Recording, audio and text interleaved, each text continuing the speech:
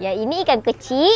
Datang ya. Yang ikan besar. Ikan besar ada juga ke Angel? Mestilah ada ni. MJ ni kecil boleh masuk. Oi. Ui. Kecil lah MJ. Ni ikan MJ. Cuba teka siapa yang dapat ikan. Oh, 3 pun 9 dapat. Siapa yang dapat ni? Siapa yang dapat ni? Tu? Rezeki sungguh. Rezeki atau kebetulan? Rezeki. Rezeki pukul 4 pagi. Tidur kita mancing. Biasa Boyjan ni kalau saat-saat genting, last pasti ada suku. Sebab usaha mat. Dah ada ni baru boleh tidur. Baru boleh tidur. Banyak tahu. Lepas dari ni jahan pula gasak. Banyak bukan satu je tau. Ni orang bagi satu apa ni? Satu tong Ha? Ni gorgon Gorgon. Oh, last strip, last spot ni. Yang je dapat ni.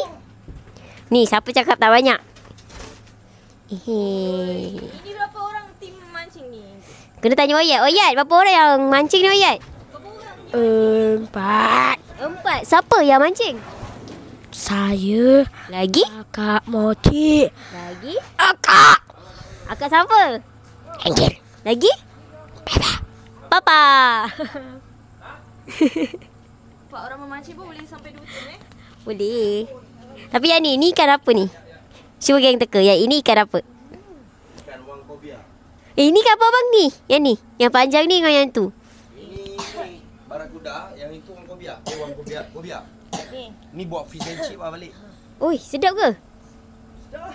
Awak tasik besar je. Ooh.